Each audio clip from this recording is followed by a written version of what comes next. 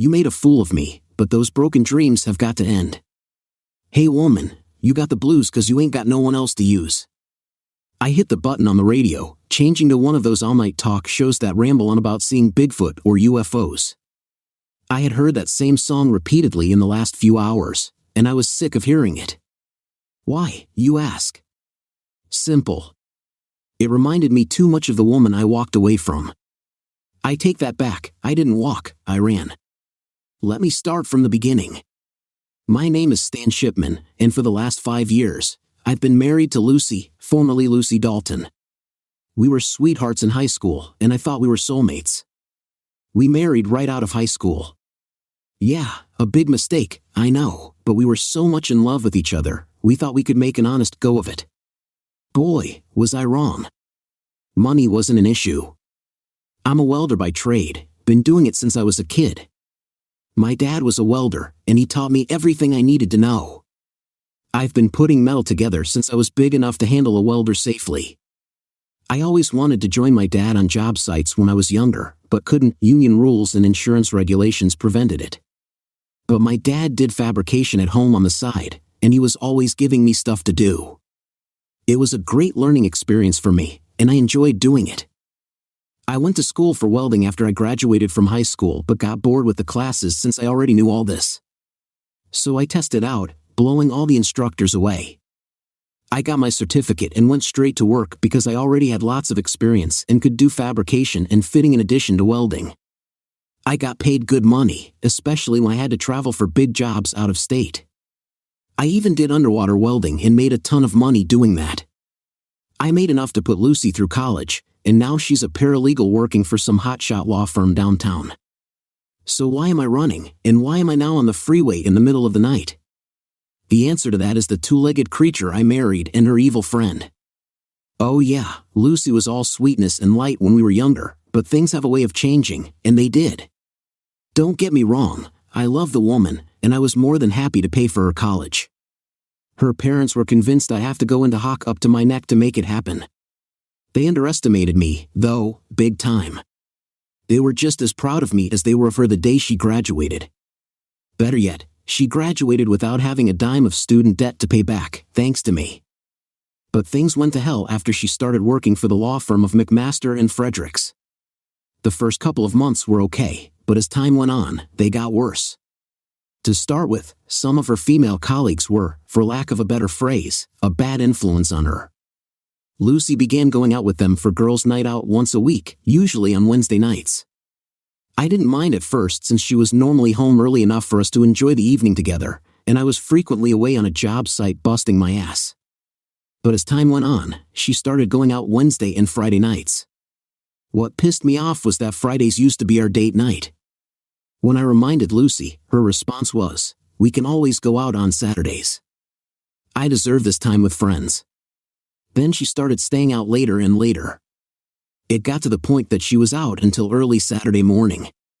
If I tried calling her number to see if she was alright, the call always went to voicemail. I finally had enough and sat her down to talk about it. "We need to talk," I said one Saturday morning over coffee. "About what?" she asked. "These Friday night parties of yours," I said. "Friday used to be our date nights, but lately, you've been out until nearly 4 a.m. Saturday mornings. What the hell's going on? I hardly ever see you anymore." "The girls from the office and I like to go out and unwind with a few drinks," she said, "and sometimes we dance." "Those clubs are usually closed by 1 a.m. at the latest," I told her. "But you've been out a lot later than that. What's going on? Are you seeing someone else?" "Of course not," she said with a heavy sigh. "If you really must know, we sometimes go get a bite to eat afterward." "Yeah, but until 4 a.m.? I asked. "Sometimes," Lucy said. "Well, this needs to stop," I told her. "You have to make a decision. You're either my wife or their friend. They already see you more than I do. I didn't mind one night with the girls, but I feel like you're taking advantage of me." "I'm sorry," she said. "If you want, I'll stop going out with the girls on Fridays." "I think that would be a good idea," I said. "That way, we can maybe spend some time together." She nodded her head in agreement and went to take a shower. I took the opportunity to grab her phone out of her purse and installed the phone finder app so I could keep track of where she was. Part of me hated doing it, but I felt as though I needed to, just for my own peace of mind. Things were okay for a few weeks, but Lucy went right back into her old habits, and soon she was back to going out on Wednesday and Friday nights. I had to find out what the hell was going on, so I fired up the phone finder app and figured out where she was. After I got off work that Friday, I cleaned up a bit and then headed to the club where she and her friends were. It wasn't really much of a club, more like a bar with a DJ and a dance floor. I walked in and spotted her right away, sitting with a group of about 4 women and 3 men. I noticed that Lucy was pretty chummy with one guy sitting next to her, too chummy, if you know what I mean. I also noticed she was wearing something much sexier than she had put on that morning. They were completely oblivious to my presence until I was right at their table. Everyone but Lucy looked up at me, and the guy next to her spoke up. "What do you want?" he asked, putting on an attitude as if he was going to kick my ass. "I just got off work and thought I'd get a beer," I said, causing Lucy to look up at me, surprised. So here I walk into this bar and look what I find. "Aren't you going to introduce me to your friends?" Lucy looked around nervously. She was obviously embarrassed. "Everybody," she said, "this is Stan. He's my husband," she added as an afterthought. "Stan, this is everybody." "Well, hello, everybody," I said sarcastically. I noticed she wasn't wearing her wedding or engagement rings. "Did you happen to forget something?" I asked. She saw that I was looking at her left hand. "I took my rings off so I wouldn't lose them," she said. I thought to myself but decided not to push it. "I see," I said. The guy next to her stood up and puffed out his chest. He offered a hand, so I took it.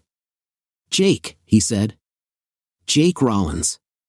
Lucy and I work together a lot," he added with a smirk. The others chuckled a bit, except for Lucy. He squeezed my hand in a vain attempt to intimidate me and establish himself as the alpha male. He wasn't able to, so I returned the squeeze and did my best to crush his soft, effeminate hand in mine. I could see he was in pain, so I let up. "I was just going to ask your wife to dance, if that's all right," he said, rubbing his hand. I looked at Lucy.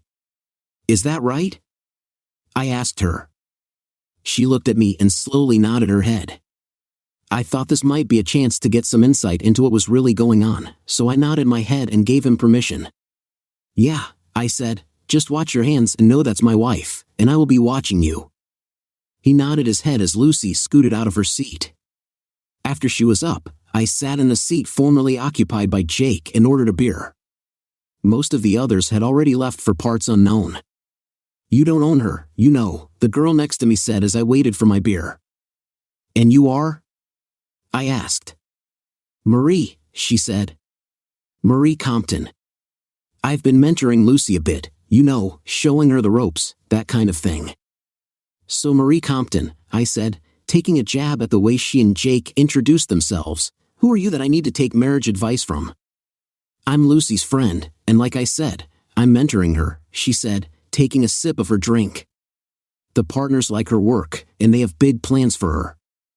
I didn't like her smug attitude and wondered what kind of crap she's feeding Lucy. "Well, Marie," I said, "I never said I own Lucy, but I am her husband. If there's something going on that's interfering with our marriage, I need to know about it." "The truth is, Stan," Marie said, "Lucy needs to expand her horizons a bit. All she's ever known is college and you. She needs to, you know, spread her wings a little." "Broaden her horizons and spread her wings, huh?" I asked. "Anything else she needs to spread? Like maybe her legs?" "There's no need to be crude," Marie said. "But since you mention it, yes, maybe she needs to experience other things. Of course, you'll benefit in the long run." "Oh? How?" I asked. "Well, maybe she'll learn a thing or two that she can bring home to you," Marie said with a smile.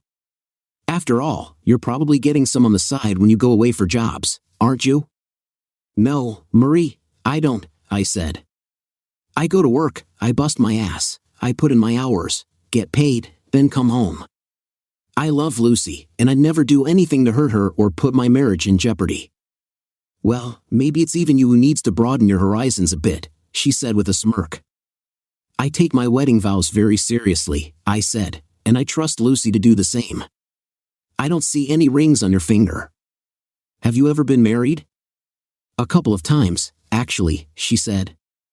Let me guess, your husbands caught you cheating on them, didn't they? I asked. She shrugged her shoulders. Yeah, so no one owns me. I do what I want with whomever I want. Well, Lucy's taken, and I expect you to respect that, I said.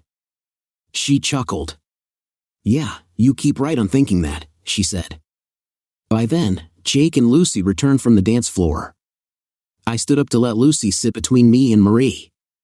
I sat down, keeping Jake from sitting next to her. He didn't look too happy, but I didn't really care. So, Lucy tells me you're a welder. What do welders make these days? $15 an hour. Actually, I make over $35 an hour, more if I have to work underwater. Didn't Lucy tell you I paid her way through college? You're paying her student loans, then? He asked. No, she has no student loans because I paid her way. I also bought that new Toyota for her. Damn, I didn't know welders made that much. I'm in the wrong racket. I bet you get lots of women on the side when you go out of town, huh? He asked, poking me with his elbow. No, I work. When I go out of town, I typically work 16 hours a day when I'm on a job site. Like I told Marie, I take my wedding vows very seriously. I'm sure you do, Jake said smugly. I didn't like the direction this was going, and these people were beginning to royally piss me off. I turned to my wife. Did you drive here tonight? I asked her. Yes, she said. Good, because I've had about as much fun as I can stand here tonight. I'm going home. I expect to see you close behind me. I started to get up and accidentally knocked my nearly full, ice-cold beer into Jake's lap, coating the crotch of his khaki trousers. Oops, sorry about that. Guess you'd better get home and change your britches. He jumped up, furious, and looked like he was going to take a swing. You'd better make it count, pal, because I will put your dick in the dirt when I get up, I warned him. Seeing the look in my eyes, he backed down. Smart move, I told him. I turned back to my wife. You coming? I'm right behind you, she said quietly. I noticed the look Marie was giving me. Believe me, if looks could kill, I would probably already be dead. I headed out the door without looking behind me. Lucy pulled into the driveway a few minutes after I did. Good for her, I thought. I grabbed a beer from the fridge and waited for her in the living room. She stormed in, her face red. What the hell was that all about? You embarrassed the hell out of me. I embarrassed you? I asked rhetorically. Are you following me or something? She asked. I shook my head. No. I was actually just looking to grab a beer, and I was surprised to see you there with your friends from work, I said, realizing that I had just lied to her for the first time since I had known her. If anyone had any reason to be embarrassed, it was me. Imagine what went through my head when I saw my wife, the love of my life and my best friend in the world, sitting there with some sex hound acting like a giddy schoolgirl. Then imagine how I felt when I saw you had removed your wedding ring. It was like you were embarrassed to admit you're married to me. Is that it? Her face softened, and she sat down next to me. Of course not. It's just that I have to work with these people, and Jake is the attorney I work with the most. And Marie? What's her role? I asked. She's higher up in the food chain than I am. She's been mentoring me, showing me the ropes, she said. Does that include marital advice? I asked. What do you mean? She asked. Well, while you and Jake were dancing, she was telling me a bunch of crap about how you need to broaden your horizons and spread your wings. I asked if that meant spreading your legs as well, and she all but admitted you had and would going forward. Be honest with me, have you cheated on me? No, I haven't, she said, looking down. For some reason, she couldn't look me in the eye. Was she lying to me? I hoped not, because that's the one thing I could never forgive. Well, Maria said it's possible you're getting some while you're gone. Are you? No, Stan, I haven't, she said. It's just. Just what? I asked. I enjoy going out with them, she told me. Well, I enjoy going out with you as well. Do you think you could start spending some time with your husband? I asked. Of course, she said, wrapping her arms around my neck. I'm sorry. That's okay, I said. You know, there are only 3 things I've ever wanted in life. What's that? She asked. First, to be married to you. Second, to be the best welder around. And third, to have a family with you. She smiled as she snuggled closer to me. Well, you got the first 2. Want to work on the third? It was my turn to smile. Let's go, I said. We ran into the master bedroom and spent the rest of the night making love. Things seemed to settle down for another couple of months. Lucy stayed home on Fridays, and I made a special effort to be more attentive and loving. I purposefully didn't mention Marie or Jake again, trusting Lucy to do the right thing. Then it happened. I came home one Friday night and found the house dark except for some lit candles on the dining room table. I could smell lasagna from the kitchen and figured Lucy had something special planned. I went into the dining room and saw she had set our best china on the table. When I turned around, I saw her, my lovely wife, wearing one of the shortest dresses I had ever seen. I loved looking at her legs, and she knew it, so she had chosen a dress that made sure I got a good view of her best features. The front of the dress was little more than 2 panels that barely covered her B-cup breasts, and the dress was completely backless. She came to me and wrapped her arms around me, giving me a deep, tongue kiss. Tonight was already looking good. Do you like what you see? She asked. I nodded my head. Oh yeah, I said, taking in her lovely form. I'm glad. Tonight's going to be very special. Why is that? I asked. It's a surprise. Go get cleaned up, then take a seat while I get dinner. I went into the master bedroom and cleaned up, changing out of my work clothes. By the time I had washed up and returned to the dining room, Lucy had served the lasagna and poured us each a glass of wine. I loved Lucy's cooking, and I especially enjoyed her lasagna, which was always dripping with cheese and filled with meat and mushrooms. I don't know which is more tempting, you or the lasagna, I said as I sat down. She giggled as she sat down. Well, I hope you enjoy both tonight, she said with a smile. I dug into my lasagna, and it was delicious as always. I took a few sips of my wine, not wanting to get too buzzed for the sex I knew would be coming later. After I finished everything, I started to feel just a bit strange.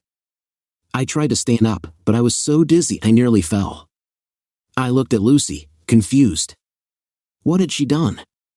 I asked myself. I tried to speak but found it very difficult.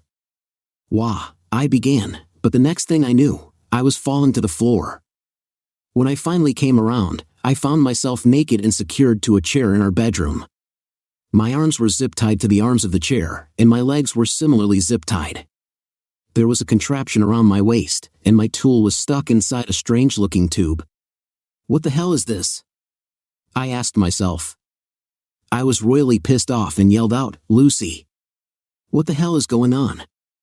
A few moments later, Lucy walked into the bedroom, but she wasn't alone. Marie was with her. What kind of shit is this? I asked. Get me the hell out of this chair now. I'm sorry, sweetie, Marie said. It was best. Best for what? I demanded. So you can see your wife expand her horizons, Marie said calmly. And was it your idea to drug me and tie me to this chair? I asked. Of course, Lucy said. You'd never go along willingly, so I gave her something to put you out for a while. This way, you can watch your wife cuckold you, and there won't be a thing you can do to stop it. I looked at Lucy, angrier than I had ever been in my life. And you went along with this? You know what this means. I'm really sorry, but Marie said it was the only way. Trust me, please, this won't affect us at all. It's only sex. I still love you, Marie said. Most married men fantasize about this kind of thing. Well, I don't and never have. And yes, it does affect us. I told you I wouldn't stand for any cheating. And what the hell is this thing you put on me? I asked. It's called a meat cage, Lucy explained. It's designed to give me complete control over you and let you know who's in charge of our marriage. I swear to God, I have never fantasized about this, I said. And I promise you that if you don't untie me from this chair and get this thing off me right now, we are finished. Please don't be that way, Lucy said. It's just one night. I'll let you loose when we're finished. I shook my head. You're not this stupid. Lucy, cut me loose right now. Marie walked over to me with something in her hand. The next thing I knew, she had put some kind of ball in my mouth that kept me from speaking. You need to be quiet and let your wife get screwed by a real man or two. I shook my head to try to keep her from putting the gag in my mouth, but I wasn't successful. I tried everything I could to break out of the chair but wasn't able to. Marie stood up and walked to the door of the bedroom. Jake and another man from her office came into the room and looked at me, chuckling. Well, the cuck is ready for his initiation. He is, but he's not being very cooperative. Really? This might help. Jake reared back and hit me across the face with his fist. Then he hit me again. I could taste blood in my mouth. I was seeing red by now. Don't hurt him, Lucy screamed. You promised me you wouldn't hurt him. I owe him for ruining my pants, Jake said. Now he's going to watch as I screw his wife. With that, he reached up and tore Lucy's dress off. Get those panties off, he told her. I shook my head, but Lucy handed her undergarments to Jake, who then tossed them aside.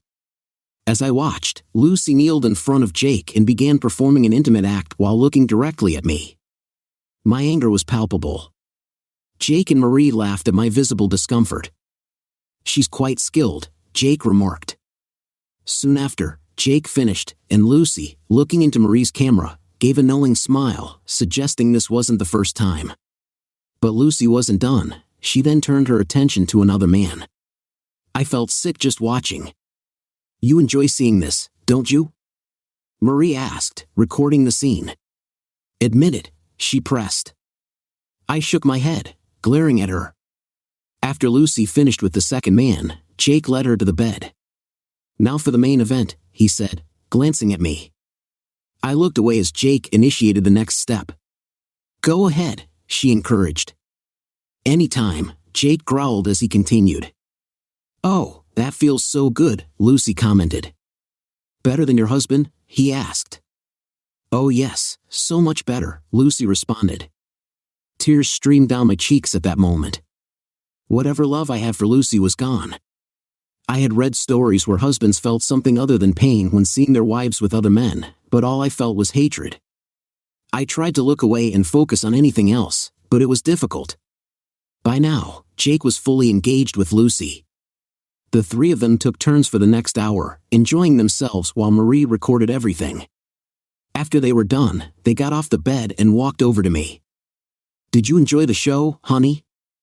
All of them laughed. That wasn't so bad, was it? Marie said. Jake and the other man pushed Marie and Lucy out of the way. Make sure you get this, Jake said to Marie. The next thing I knew, the two men urinated on me, making sure to coat my face with their piss. I thought I was going to throw up.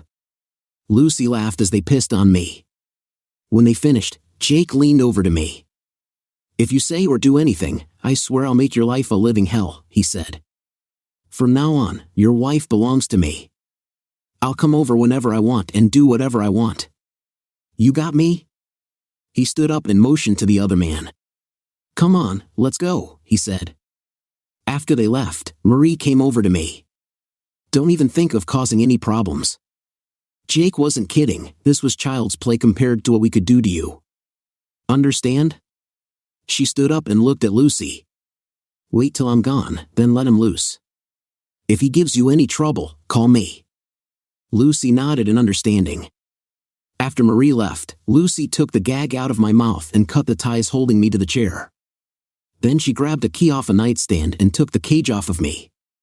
She started to say something, but I cut her off. Put my clothes on and go to the phone. What are you doing? She asked as I dialed 911. I may be a welder, but I'm not stupid. I know that what you and your cohorts did was highly illegal, and I intend to see you all in jail that very night. Lucy freaked out as she realized I had just called the cops and reported a sexual assault with illegal detention. I grabbed Lucy's phone to keep her from calling Marie. I also took her keys out of her purse to prevent her from driving off. She tried to take her phone and keys out of my hands, but I managed to keep them and put them in my pants pocket. When I ended the call, I sat down and waited for the cops. I knew they would want to examine me and take samples of the bodily fluids for evidence. Please don't press charges. I don't want to go to jail, Lucy pleaded. Trust me, after what you have done, that's the safest place for you right now. If I could have it my way, you would never reach jail. Hell, I would make sure you prayed for the Grim Reaper. But I won't let you go. Unfortunately, I don't want to go to jail myself, so you might as well get dressed. The cops will be here any minute. You heard what Jake and Marie said, they mean it. You don't want to mess with them. Get dressed, I told her. Lucy saw the look on my face and knew better than to push me. She quietly put her clothes on. I felt her phone buzz in my pocket.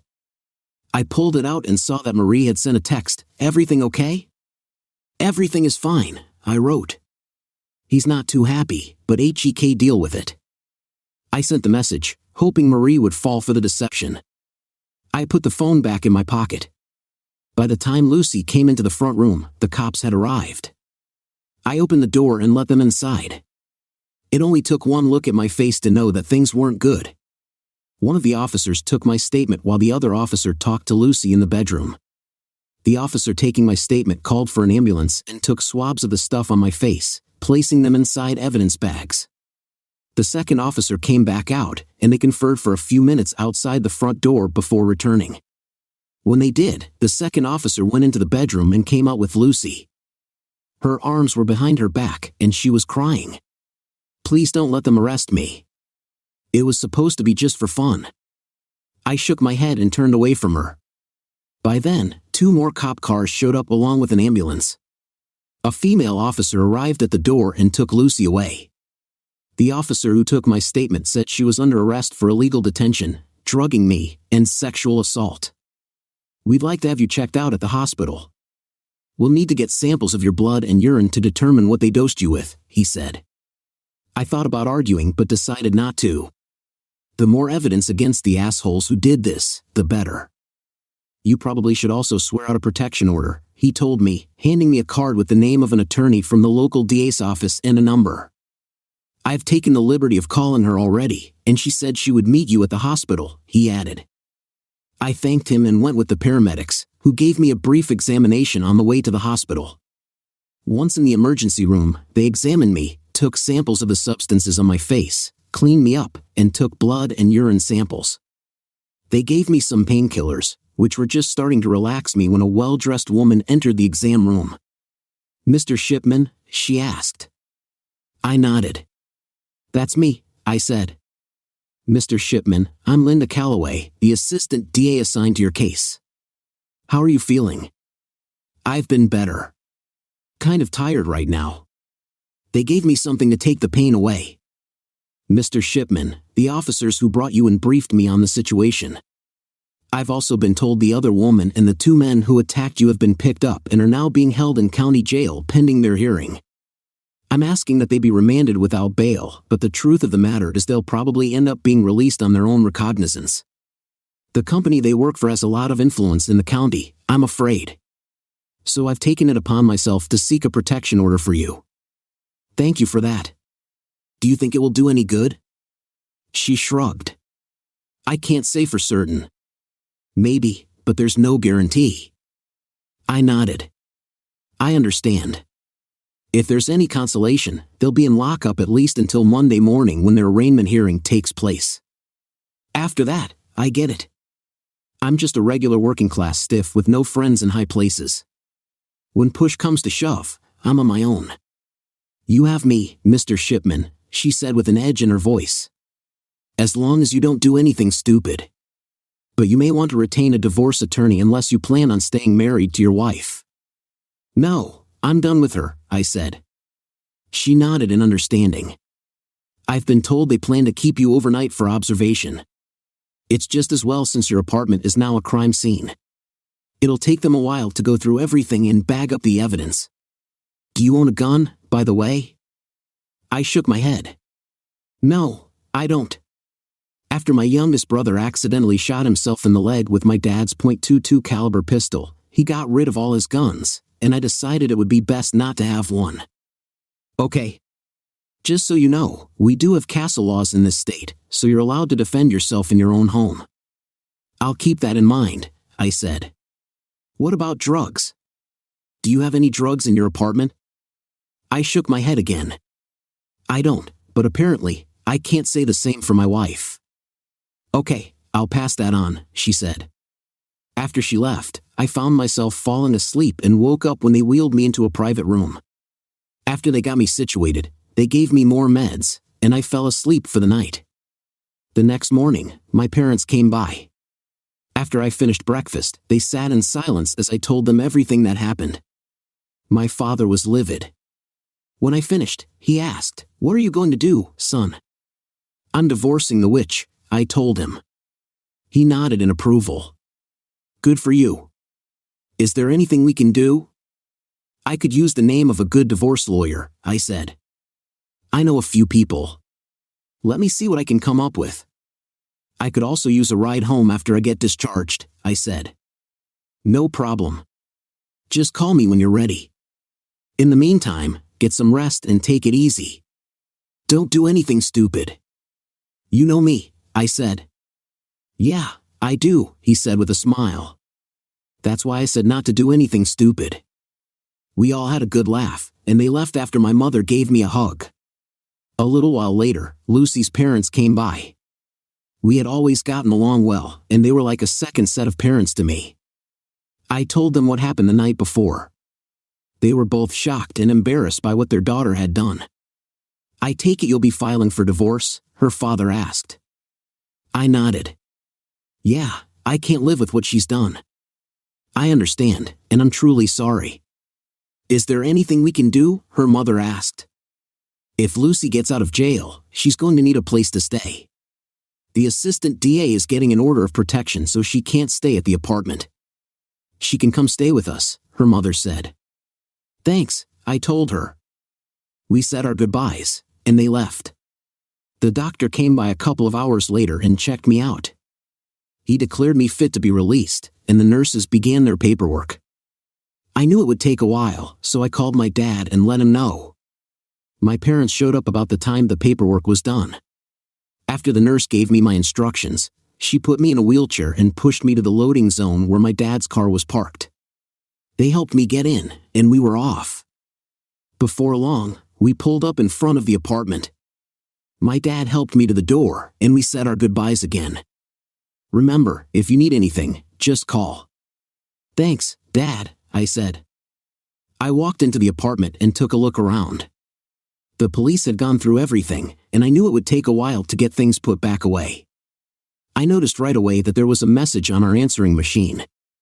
I played the message. "Dead meat," the message said. Nothing else. No introduction, nothing. I looked and found that the number was listed as private. Something about the message seemed familiar, so I listened to it a few more times. Then it dawned on me, this wasn't someone speaking directly into the phone. I recognized the phrase as a line from one of those old Rocky movies, specifically the one with Mr. T. Whoever sent the message had recorded it and then played it back over the phone. A few minutes after I figured that out, the doorbell rang. I looked through the peephole and saw a fairly young, attractive brunette standing outside. I remembered seeing her at the club the first time I met Jake. I looked but didn't see anyone else with her. I had a brainstorm and pulled my cell phone from my shirt pocket. I activated the camera, set it to record, then placed it back in my pocket.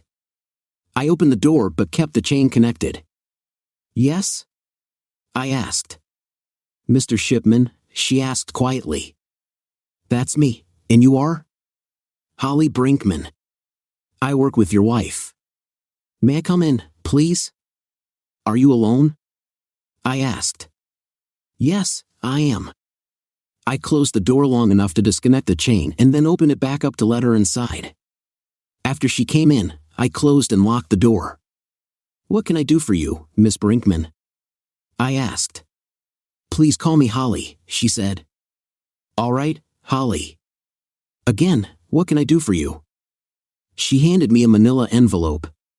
What's this? I asked. Open it, please, she said quietly. I opened the envelope and glanced inside.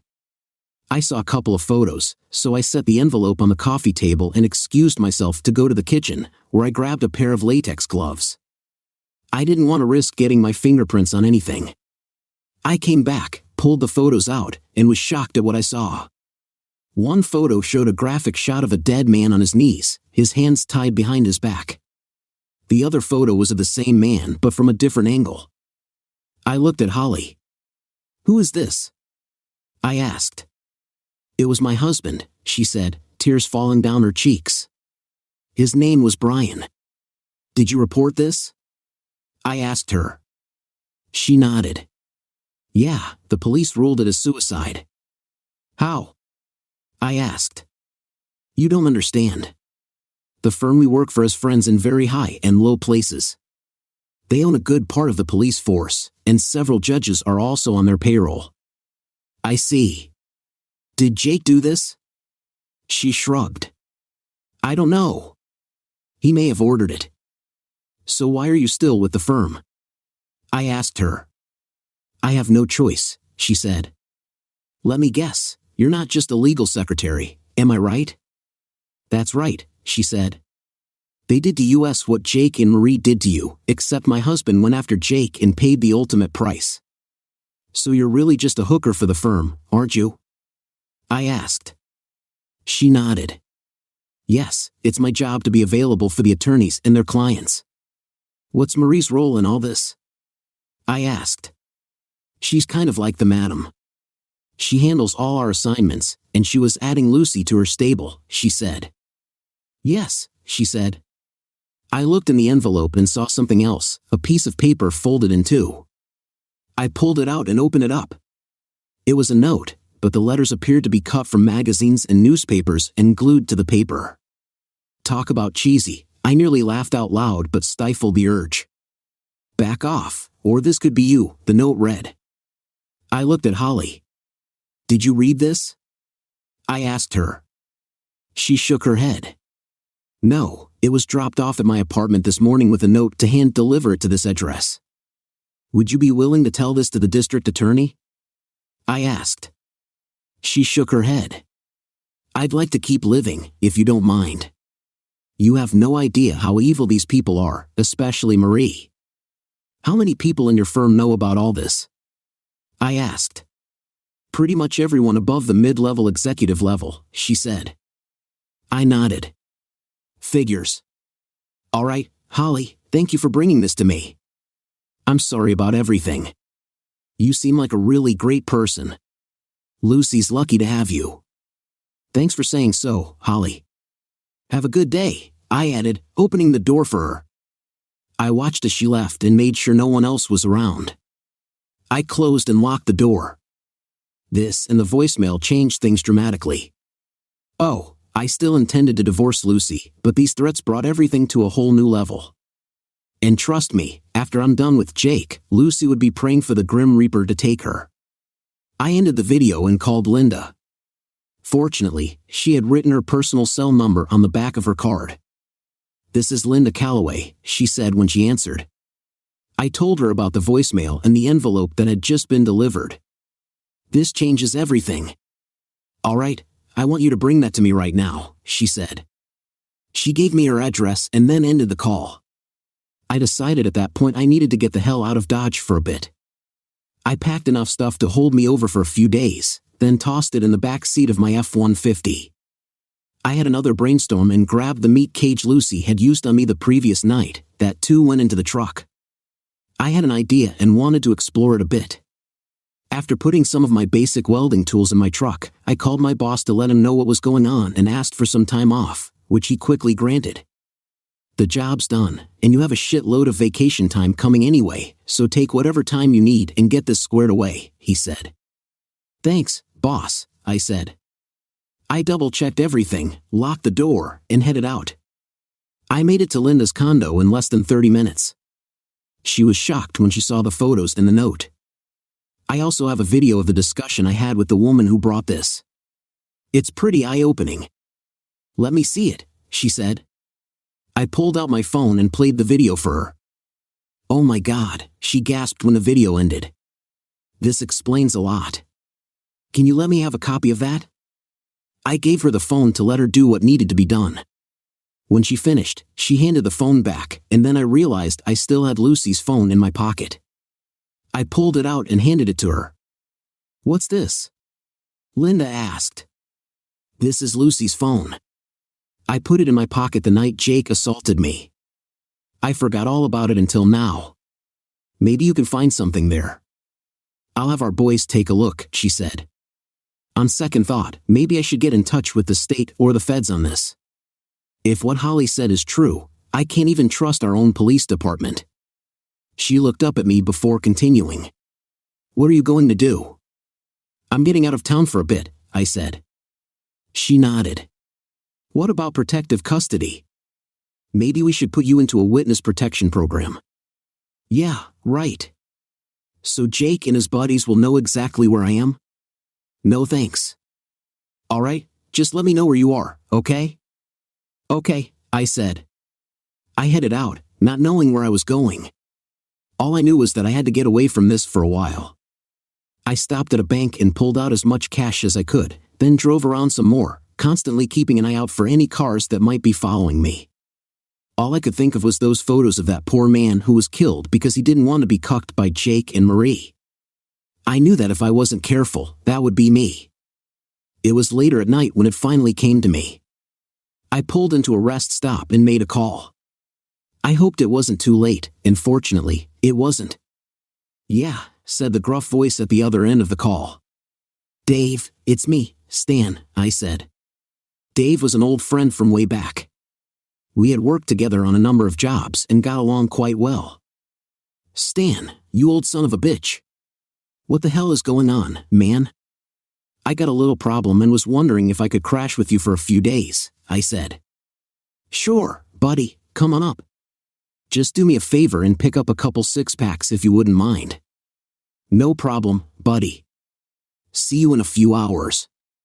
See you, he said before ending the call. Feeling better, I pulled onto the interstate and headed north. I spotted a convenience store on my way and stopped to grab a couple six-packs of beer, along with a styrofoam chest and some ice to keep it cold. I also warmed up my coffee and decided to grab a couple packs of smokes. I normally didn't smoke around the apartment, but I knew Dave smoked and thought he might appreciate the gesture. He was letting me crash at his place for a while, after all, so I thought I owed him that much. Dave Brolin was about 15 years older than me and had worked with my father. That's how we met. He stayed at our place several times when he was working in our area, and he was kind of like a big brother to me. I learned a lot from him working in my dad's shop. He had it rough growing up. His father worked in the shipyards and ended up dying from complications due to mesothelioma, thanks to the asbestos he was constantly exposed to. After his father died, his baby sister Beverly stayed home to watch over their mother until she died a year or so ago from stomach cancer. I had known Bev for quite some time. She was a no-nonsense kind of girl, attractive in a girl-next-door sort of way. Of course, I never made a move on her, partly because of Dave's friendship with me and my dad, but mostly because I was already smitten with Lucy. Bev and I got along nicely and were more like siblings than anything else, ribbing each other over this or that. I hadn't seen her in a while and was curious to see what she was like nowadays. Like me, Dave married young but ended up divorced when he came home to find his wife with one of her coworkers. He never remarried but does go out now and again. Most of his time is spent looking after Beverly, who now lives with him. Beverly, of course, would say she's watching over him. I pulled up in front of Dave's two-story log house at about 2:30 a.m., grabbed my stuff in the ice chest, and met Dave on the front porch. I hope you brought some beer, he said with a smile after taking the pack of smokes I offered him. He opened the door and helped me get the rest of my things inside. I carried the ice chest into the kitchen and saw a gorgeous blonde coming down the stairs, wearing a long t-shirt and a short pair of pajama bottoms. Who's the blonde bombshell? I asked Dave. He laughed. You know who I am, numbnuts, the blonde said. I did a double take and realized it was Beverly. She looked nothing like the gangly teenage girl I remembered. Her legs were well-toned, her breasts had gotten a bit larger, and her hair reached almost to the middle of her back. "Beverly?" I asked, confused. "Is that really you?" "You know it is," she said sarcastically. "Why are you here so damn early in the morning? Lucy kick you out or something?" "No, not quite," I said with an edge in my voice. Beverly's face softened as she took me in. "I'm sorry, Stan," she said, looking at my bruised face. "What happened? Are you all right?" "Not really. That's why I'm here." "Why don't you grab a beer and come explain it to us?" Dave said. I nodded, grabbed 3 beers, and headed into the front room. I handed one to Dave, then turned to Beverly. "You sure you're old enough to drink?" I asked her sarcastically. She smiled, held up a middle finger, and grabbed a beer out of my hands. "Spill it. What's going on with you two?" "It's pretty embarrassing," I said. "So we're adults and we're damn near family, so out with it," she said. "Okay," I said before telling them the whole story about Lucy and Jake. I showed them the video I took of my brief meeting with Holly. They sat, shocked into silence when I finished. "Damn," Dave said after taking a swig of his beer. "Do you think they know where you are now?" "I don't think so. I didn't see any cars follow me up here, anyway." "Well, fortunately, we're on top of this hill and can see anyone heading up here. And I still have the guns I bought from your dad after Mikey's accident. You still remember how to shoot, don't you?" I nodded. "Yeah, but I haven't touched a gun since that happened. My younger brother Michael, or Mikey as everyone called him, accidentally shot himself in the leg with my dad's .22 caliber pistol years ago. Mikey only suffered a minor flesh wound and recovered just fine, but my dad felt so bad about it that he got rid of all his guns and never replaced them. That's all right. I'll take you out back and let you get familiar with them. Bev can work with you as well, she's gotten to be a pretty decent shot." I looked at Beverly, surprised. She sat up a bit and gave a wicked smile. "Does your dad know you're up here?" she asked. "They've asked me," I said. "I haven't told anyone where I'm at. I need to let the assistant DA know, though." "Okay. I'll call your parents and let them know this morning after the sun comes up. Don't use your cell phone if you can help it. In fact, it might be a good idea to turn your phone off and remove the battery, just in case there's some kind of tracker on it." "Good idea," I said, turning the phone off. I popped the back off and removed the battery. "So, Lucy and her friends are going before the judge on Monday?" Beverly asked. "Yes, the arraignment is on Monday. The DA is hoping the judge will hold them without bail, but after what I heard from Holly, I'm not so sure that'll happen." "Well, you're welcome to stay here as long as you need to. I have a job to get to a week from Monday, and I'll be gone for a week, but if you need to hang around, that's okay." "How much time are you taking off?" "I was planning on 2 weeks. I'm hoping that this gets squared away by then." "Like I said, you're welcome to crash here," Dave said. "Thanks. I appreciate that. If there's anything I can do to help, let me know." Dave looked at Beverly, then smiled. "I'm sure Bev can think of a thing or two, but you're a guest here, and your folks always treated us like royalty, so you can kick back and enjoy the country air as far as I'm concerned." "Well, guys, this has been fun, but I have to get up and make breakfast in a few hours," Beverly said, standing up. "I hope you like omelets and hash browns, 'cause that's what I'm fixing," she added, looking at me. "Breakfast of champions sounds great to me," I said. She waved and headed upstairs. After I heard her bedroom door close, Dave and I went out back to smoke a cigarette and talk. "What's the story with her anyway?" I asked. "I figured she'd be married and raising kids by now."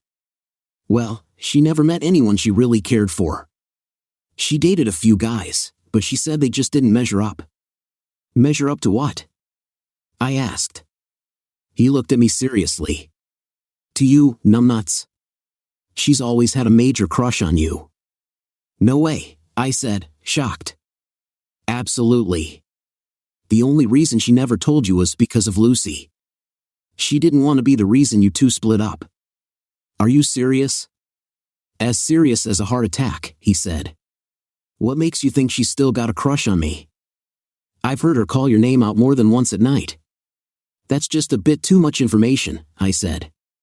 Dave smiled and took a sip of his beer. Well, it is what it is. So, when did Beverly turn into a babe? She's always been a pretty girl, she just never flaunted it. Besides, you only had eyes for Lucy, remember? Yeah, I do.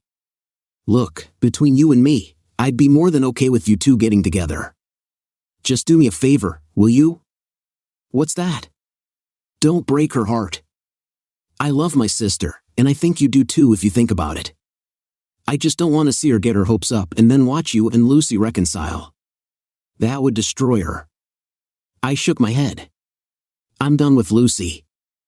All right, well, I better get my butt to bed. See you later this morning. He stood up, ground out his cigarette in the can he had set up, and headed upstairs. I finished my cigarette and went to bed. A few minutes later, I was asleep. The minute my head hit the pillow, I woke up later when Beverly opened the door and yelled at me to rise and shine. I wiped the sleep from my eyes and noticed it was 8:30. I went into the bathroom, did my morning routine, then took a quick shower, dressed, and headed downstairs. I looked at the ring on my finger as I got dressed and pulled it off, tossing it on the dresser. I saw Beverly in the kitchen making breakfast when I got downstairs. She was wearing a short t-shirt and a pair of cut-off shorts. Her long hair was pulled back into a ponytail, and her blonde bangs fell over her forehead. She was a vision of loveliness, and I wondered why I hadn't seen it before. That smells good, I said. She smiled. I'm glad you think so. Cowboy, coffee's already made if you want some. You still like butter pecan creamer? Sure. Do you have some? Oh yeah, in the fridge. Help yourself, just save some for Dave and me. I poured a cup of coffee and added some creamer. I love Southern butter pecan, thanks to my dad. Dave got hooked on it when my dad brought some onto a job site.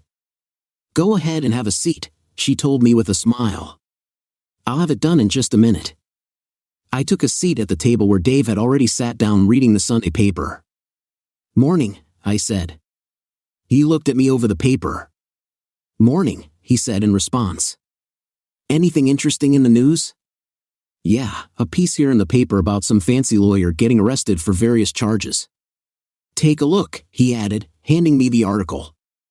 The article didn't mention any names, nor did it give much in the way of specifics. It was pretty much boilerplate news drivel that wouldn't mean anything to anyone who didn't know the whole story. I grunted and handed the paper back.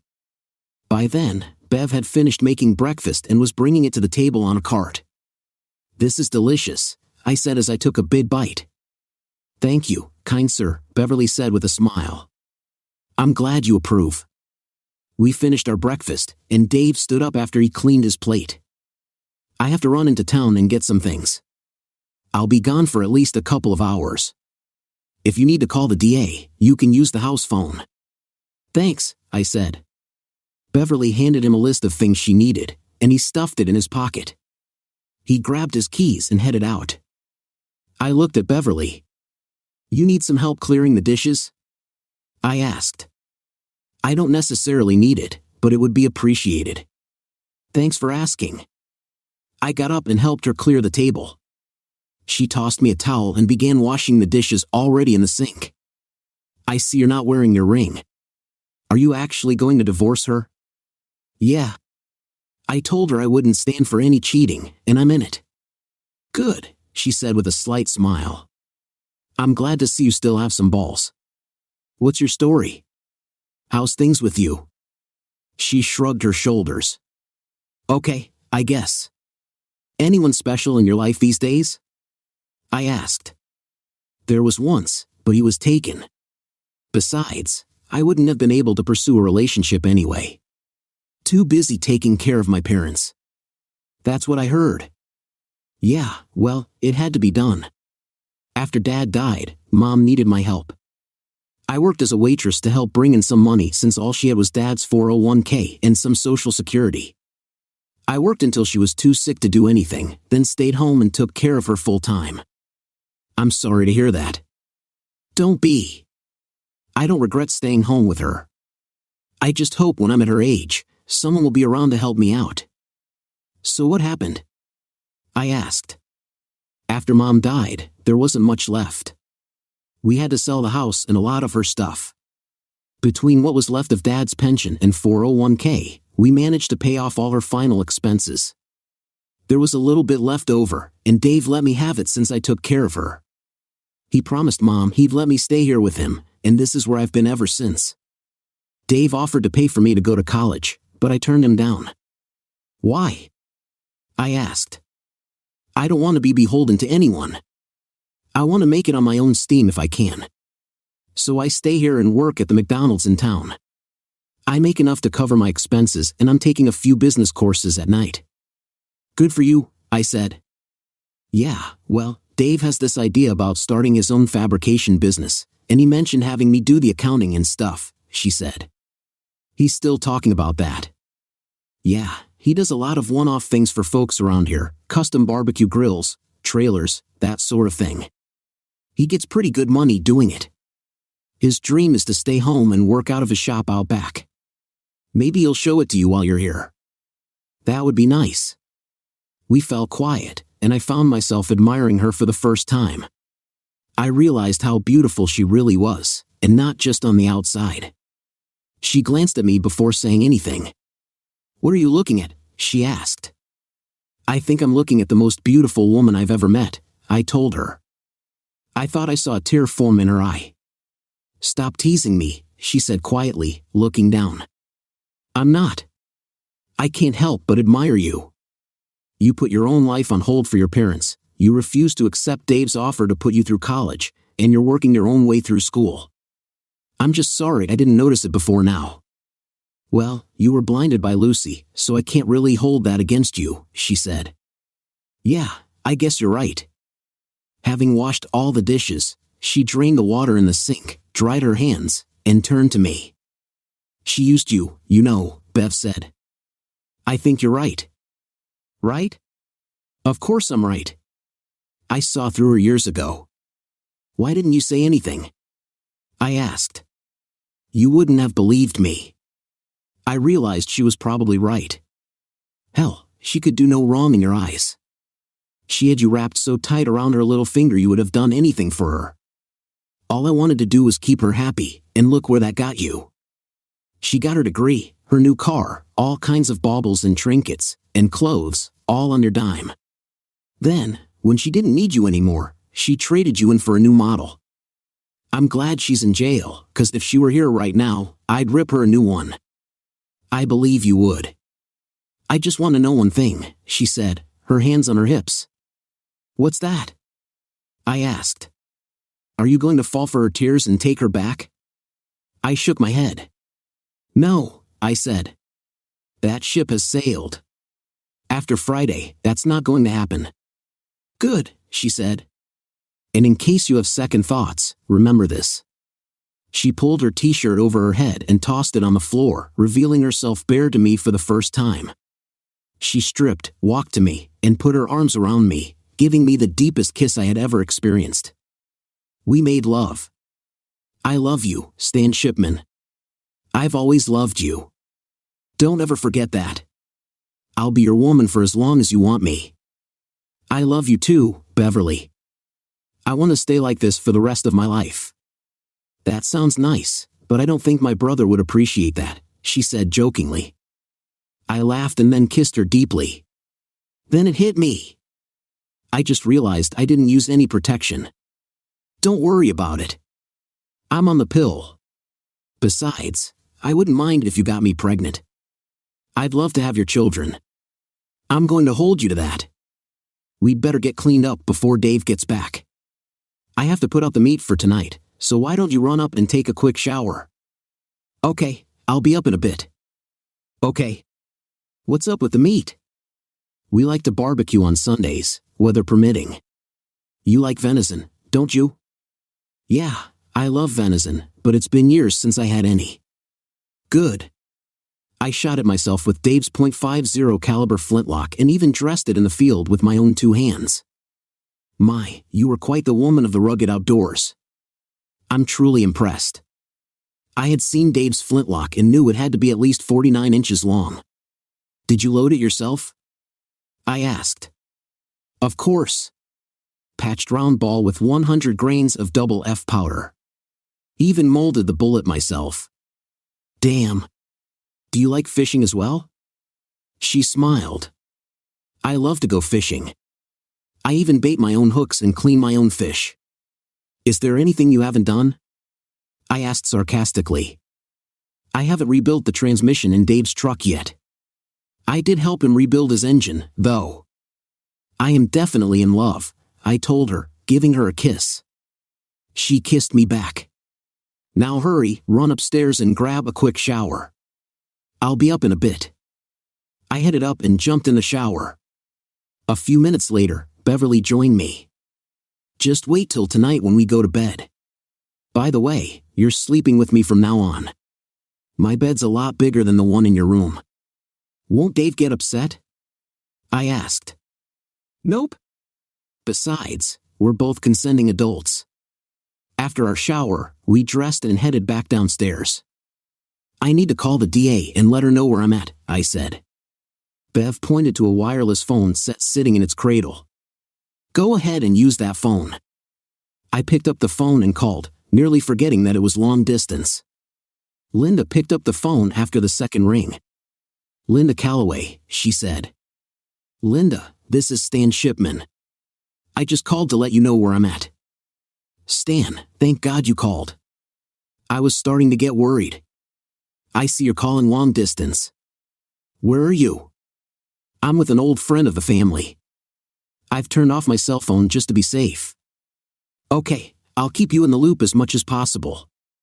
I've already heard from the feds. Seems they're looking into the firm your wife works for. By the way, I took the liberty of talking to an old friend of mine who just happens to be the best damn divorce lawyer in the area. I hope you don't mind. No, I don't. Good. She's expecting to hear from you tomorrow. I told her a little bit about your situation. If anyone can deal with this, she can. Thanks, I'll do that. Linda gave me the information I needed and promised to let me know how things went at the arraignment before we ended the call. By then, Dave had returned, so I went out to help him carry in what he had bought. By the way, he said when we finished, I called your folks. They were pretty concerned about you. I told them you were staying with us for a while. Thanks. That night, we barbecued the meat and enjoyed a nice dinner outside on their deck. After dinner, we all pitched in and cleaned up.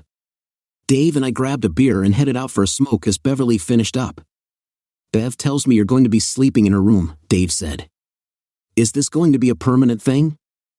I felt a bit uncomfortable discussing this with him. She was his sister, after all. I think so. You think? Yeah, it is. I just have to get my divorce out of the way. Do you love her? He asked. Yeah, I do. Good. It's about time you got your head out of the clouds, he added with a smile.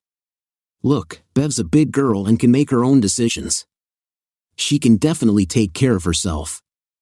I just don't want to see her get hurt, that's all. I'd never hurt her. I'm glad to hear that. Welcome to the family, he added, extending his hand. I took it, and we heartily shook hands. Just don't keep me up all night, okay? I laughed and nodded my head.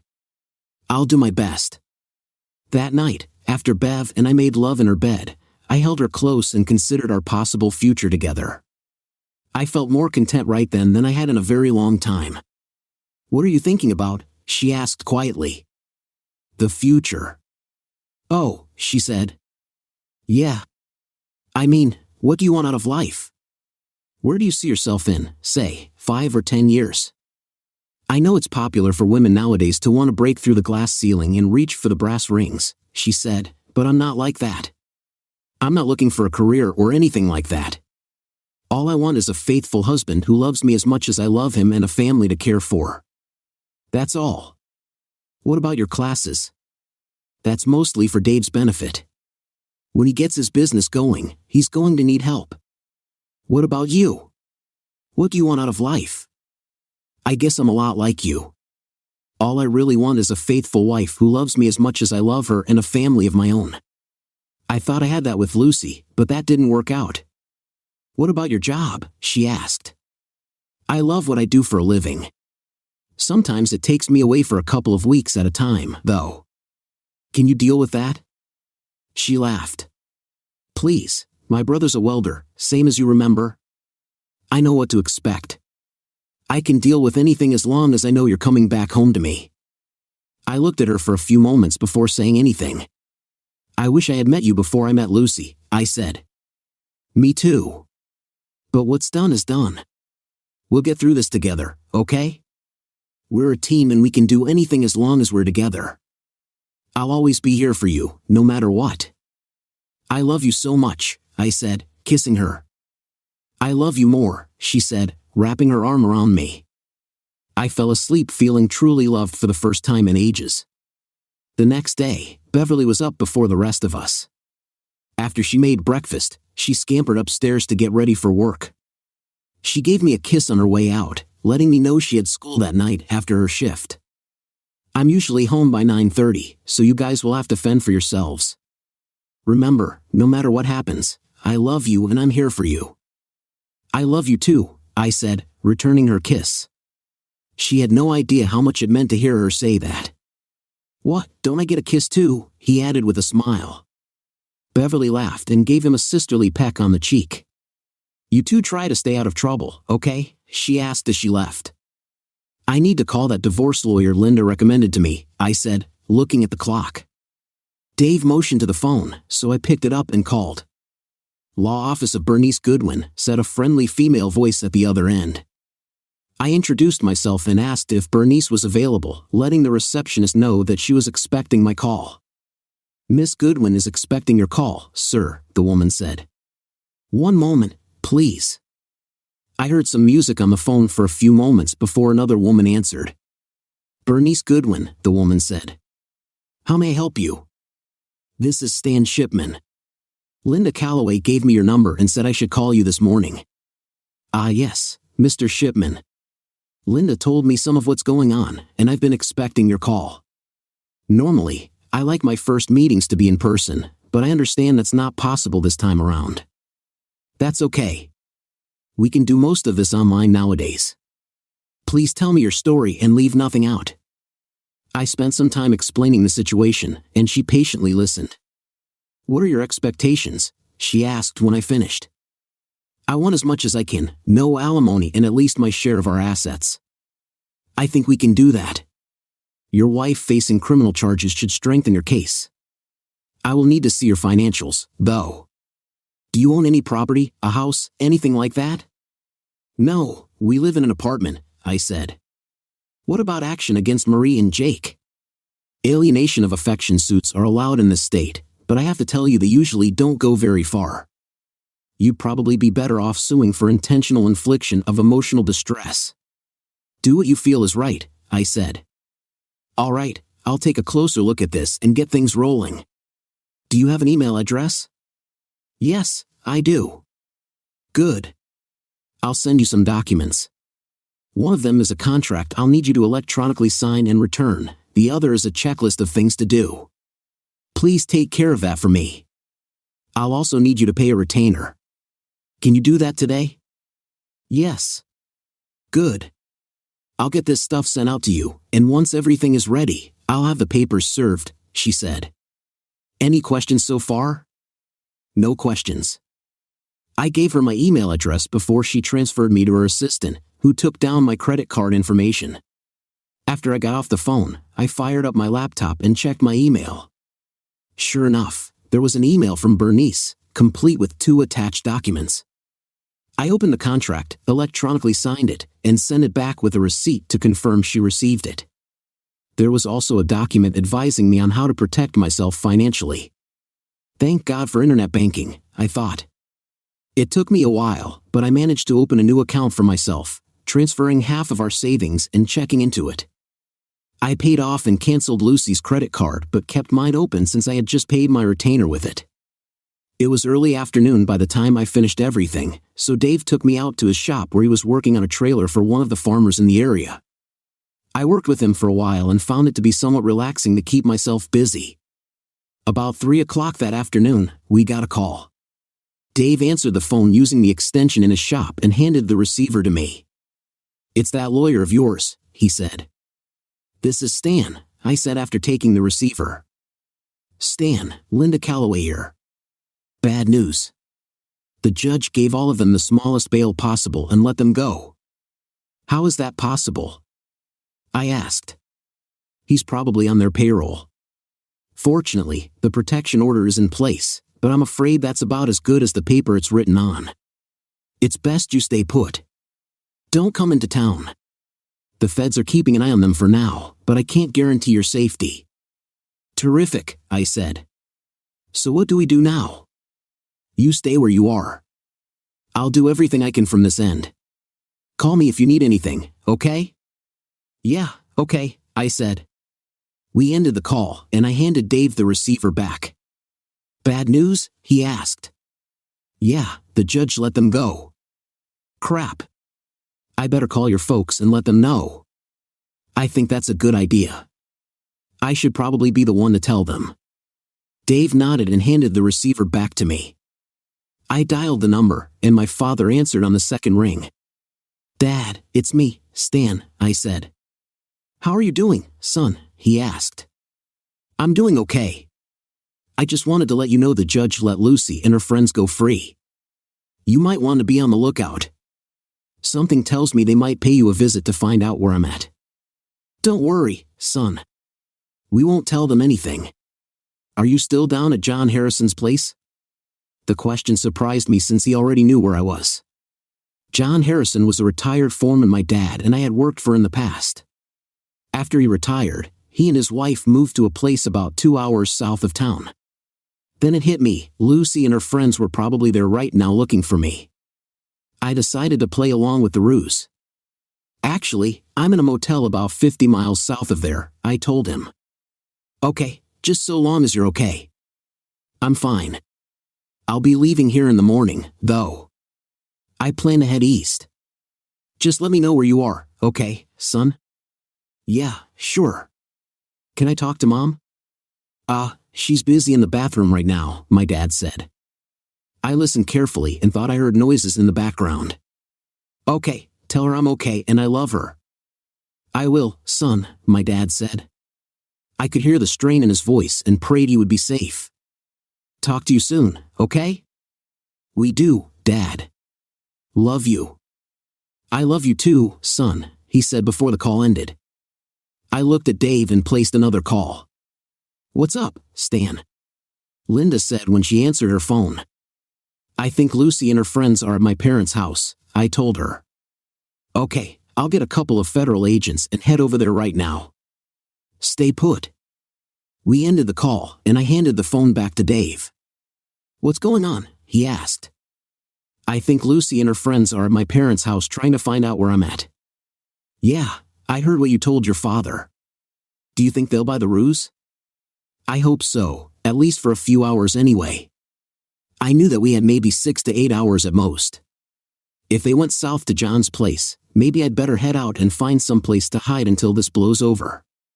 "No, we're in this together. You stay put. Let me get cleaned up a bit, and I'll head into town and talk to the sheriff. Don't go anywhere, you hear me?" I nodded my head. A couple of hours later, he left the house and headed into town. After he left, Linda called back. "Stan, you were right. Lucy, Marie, Jake, and a couple of their thugs went there after the hearing. They tied your folks up and threatened them. They said they didn't reveal your whereabouts. We've got an APB out for them right now. They left one of their goons here, and he's in custody right now. Of course, he isn't talking. Do you know where they're going?" I asked. "No, I don't, but I don't think they bought your story.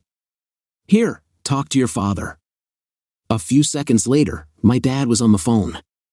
"Stan, I don't think they bought the ruse," he said. "Are you guys okay?" I asked. Yeah, we're okay now, but I think Lucy and her friends are heading your way, he said. What makes you think that? I overheard Lucy talking. Okay, let Linda know so she can call the sheriff. We will, son. You be careful. I will, Dad, I said. The next voice on the phone was Linda's. Where are you exactly? She asked. I told her where I was and gave directions. Do you think Lucy knows where that is? She asked. She knows, all right. You stay put. We'll get someone out there as fast as we can. We ended the call, and I headed back to the house. As I left the shop, I heard a familiar voice. It was Jake. Well. Thought you could outsmart us, did you? Nice try telling your folks you were going south when you were really up north. Fortunately for us, Lucy knew this would be where you'd go. Now move, he added, waving a handgun at me. Get in. He motioned to a black SUV. I got in the back and saw Lucy looking at me with a smirk. Thought you could outsmart us, did you? She asked with a smirk. This isn't going to end well for you, Lucy. The cops will be here before long. No matter. It'll be too late for you. You should have just gone along with the program. Now you're going to pay the price. Marie and Jake snickered at that. Jake told the goon with him to drive down to a spot along the creek bed at the bottom of the hill. When we got there, Jake opened my door and motioned for me to get out with his gun. So you plan to murder me, is that it? I asked Lucy. She laughed.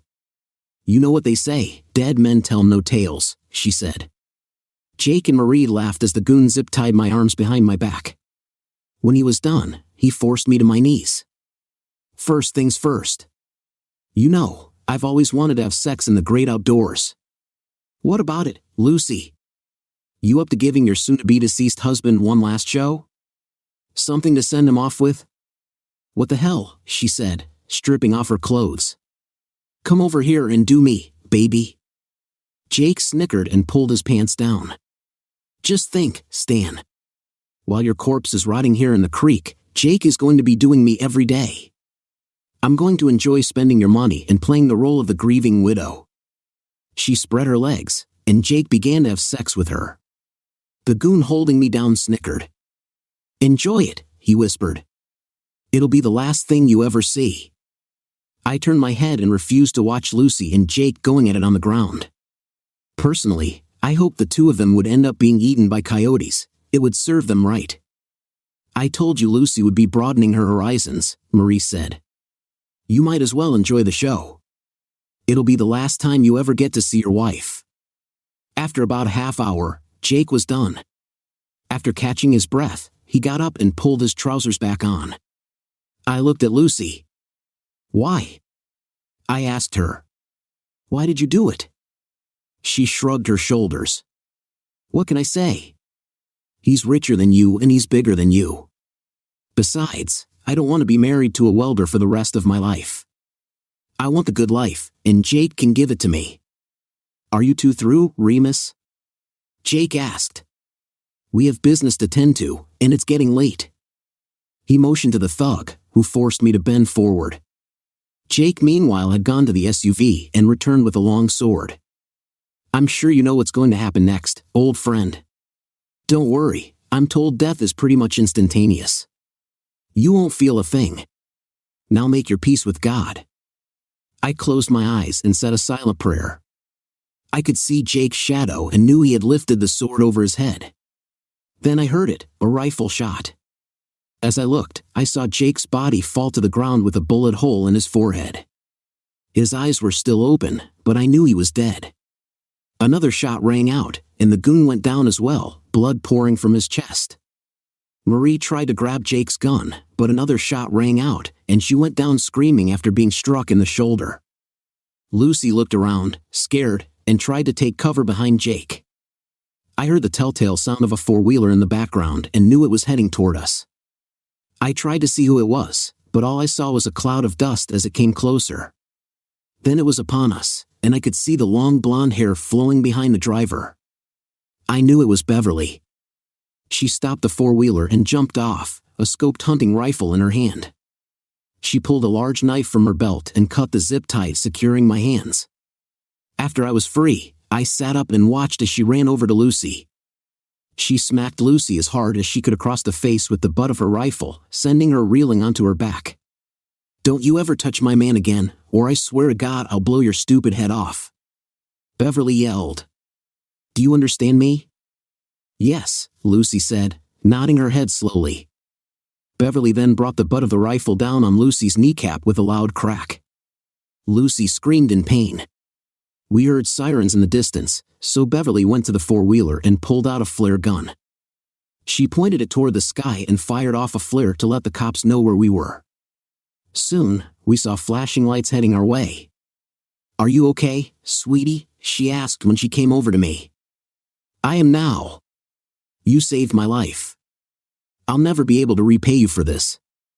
Trust me, you'll have the rest of your life to make it up to me," she said with a smile. Soon, we found ourselves surrounded by police cars. Dave pulled up in his truck and got out to check on us. One of the deputies called for an ambulance and the coroner. "Are you okay?" Dave asked when he came up to us. "I am now, thanks to Bev. She saved my life." The sheriff took our statements and oversaw the rest of the operation. By now, an ambulance had arrived and paramedics were looking after Marie and Lucy. "She murdered Jake and Ronnie," Marie cried out. "Aren't you going to arrest her?" "Nope," the sheriff said. "This is Dave's property, and we have a castle doctrine here." Miss Brolin was well within her rights to defend Mr. Shipman's life. "Consider yourself lucky she didn't kill you as well." As I watched deputies handcuff Lucy and lead her away, the sheriff informed me that he was charging her and Marie with attempted murder and conspiracy to commit murder. After the officers gathered the evidence and hauled the bodies away, we were set free. I rode the four-wheeler with Beverly back to the house. "I thought you had classes today. What happened?"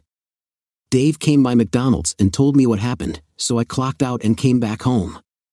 I had to make sure you were all right.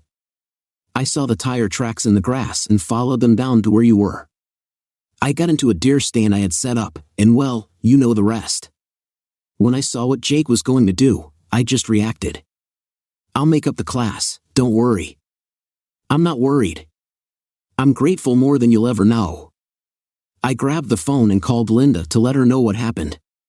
She was relieved to hear I was okay. "After this, we have them right where we want them. Don't worry, the firm is going down hard." "I hope so." After that, I called my parents to let them know what happened. They were also glad to hear things turned out well for us. That night, I thanked Beverly profusely for saving my life. Marie recovered from her wounds, and both she and Lucy stood trial for attempted murder and conspiracy to commit murder. They were found guilty and convicted of charges related to my initial assault and illegal detention. Both were given life sentences and faced even more charges related to conspiracies and racketeering by the firm. I only saw them twice in that whole time, once when Bev and I were called to testify, and again when they were sentenced. Both times they looked like they had been defeated, and I couldn't help but smile. The bottom line was that neither of them would ever breathe free air again, and I couldn't be happier. In the meantime, Beatrice pushed the divorce through, and because of Lucy's convictions, convinced the judge to give her nothing. She also secured a hefty settlement against Marie as well as Jake's estate. By the time she was finished, I was rolling in money. Oh, yeah, Bernice got a portion of it, but I was very happy with my share. The firm also settled for a very large amount of money since the partners were defending themselves against numerous federal charges, including racketeering and charges related to the mysterious deaths of 2 other men. By the time it was all said and done, the firm was forced to close shop, and the partners found themselves behind bars for life. All that took place in a period of about 6 months. By the time it was over, I had more than enough for Beverly and me to live on for years. I bought a nice ring for her and proposed to her properly, on one knee. She squealed and smothered me with kisses. A month or so later, we were married and spent a week in Las Vegas. When we got back, we sat Dave down in the living room and made our proposal. His eyes went wide as we suggested the formation of DNS Welding and Custom Fabrications. "Are you serious?" he asked us. "Hell yeah," I said. Beverly pulled out her spreadsheet and showed him the business plan she had prepared. After he looked it over carefully, he sat back. "You know, I think this just might work. Oh, by the way," he added, reaching into his pocket, "I almost forgot." He pulled out a set of keys and handed them to us. "You know that lot over on the south side?" "Yeah, what about it?" "Did you see that new double wide sitting on it?" "Yeah, we thought you sold that lot off." "Nope. That's your wedding present from me and your parents," he said, looking at me. "It's brand spanking new and has all the latest goodies. The lot and the home are registered in your name. By the way, your dad and I have already moved your stuff into it from your apartment, except for anything with Lucy's picture on it, of course." Wow, I don't know what to say. Of course, I could afford to build a custom home, but the double wide was nice and just as sturdy as a stick home. I certainly wasn't going to look a gift horse in the mouth. I know it had to cost them well over $150,000. "Say thanks, partner," Dave said, holding his hand out. I smiled and grabbed his hand. We ended up in a manly bear hug. "Will you be okay with us down there?" Beverly asked. "I'd hate to see you alone." "I'll be just fine," he said. "Besides, I'll finally get a decent night's sleep. I'm getting tired of hearing you two moan all night long." We celebrated that night, and I called my parents to thank them for the present as well. Later that evening, Beverly and I christened the master bedroom. Yes, I thought as we lay there in each other's arms, things were going to work out well. You know, with money comes a lot of friends, and some of these friends have even more friends, who have some serious connections behind bars. Lucy and Marie were having a really hard time in prison. They had to clean the toilets, I must add, with their toothbrushes, and they had to give favors to a lot of inmates with special preferences. I guess Marie and Lucy will have a wider horizon soon.